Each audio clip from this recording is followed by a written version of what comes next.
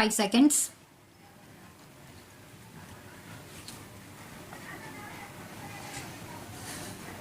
It is clear from the discussion made herein above that the said case was not one relating to compounding of offence. Apart from that, the court found that the dues of the banks have been satisfied by receiving the money, and the suits filed by the bank in the civil court have been compromised. The FIRs were filed in 1987, 1988, and the investigation had not been completed till 1991.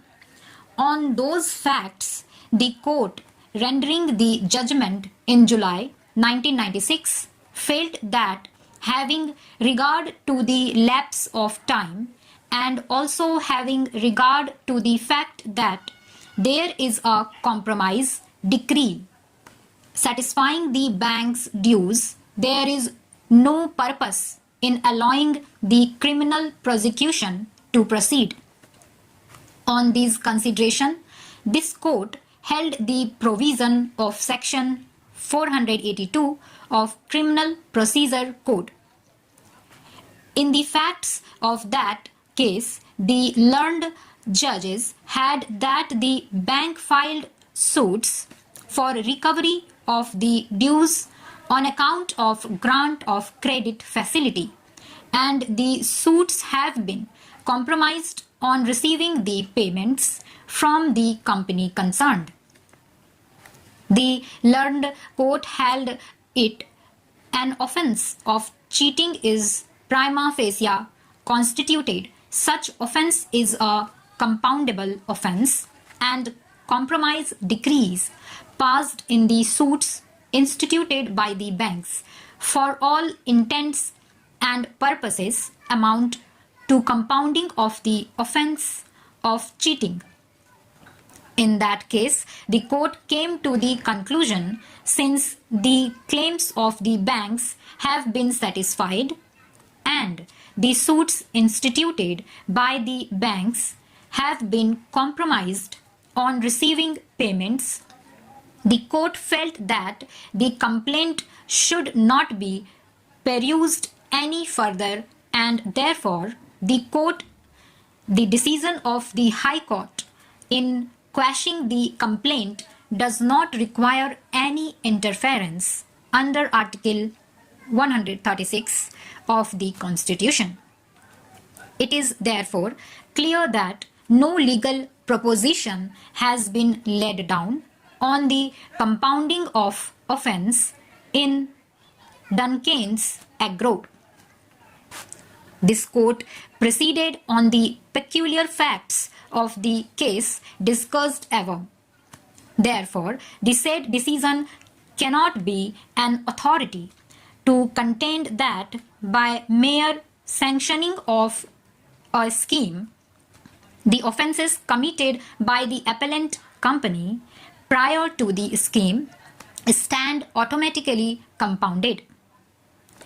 Reliance was also placed on the decision of this court in the case of CVI New Delhi, reported in 5 SCC 257. In that case, reliance was placed on the decision of this court in Duncan's aggro as such. The court found that the aforesaid scheme, being a voluntary scheme introduced by the Government of India, has provided that if the dispute and demand is settled by the authority and pending proceedings were withdrawn by an importer, the balance demand against the importer shall be dropped, and the importer shall be immune from any penal proceedings under any law. The court also came to the conclusion that under the Customs Act 1962, the appellant have been discharged and the scheme granted them immunity from prosecution. On those facts, the court held that the immunity which has been granted under the provisions of Customs Act will also extend to such offences that may prima facie be made out on identical allegation, namely evasion of customs duty and violation of any notification under the said Act.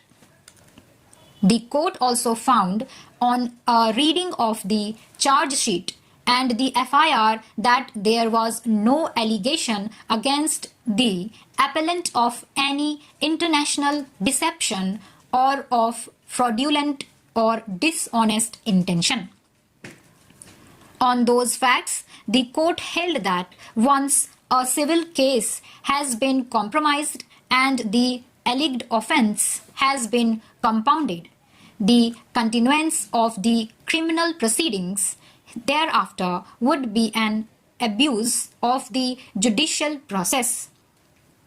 Reliance was also placed on the judgment of this court in the case of CVI and other.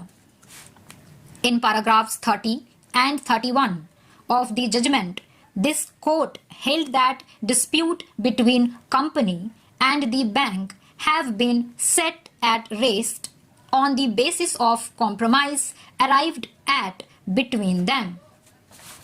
The court noted that bank does not have any claim against the company. The court poses the question whether the power of quashing criminal proceeding was suffering from some disability a person to represent the aforesaid category of persons is only competent to compound the offence, and in such cases the permission of the court is statutorily required. Section 324B also reiterates the same principle by providing that when a person who is otherwise competent to compound an offence is dead, his legal representatives, as defined under the Code of Civil Procedure, may, with the consent of the court, compound such offence. Therefore, representation of the person compounding has been statutorily provided in all situations. Relying on the aforesaid clause in section 147 of the NI Act, learned counsel for the appellant argued that a 3-judge bench decision of this court in Damodar case held that in view of the clause in section 147 of NI Act, which is a special statute, the requirement of consent of the person compounding in section 320 of the code is not required in the case of compounding of an offence under NI Act. This court is unable to accept the aforesaid contention for various reasons. Stop.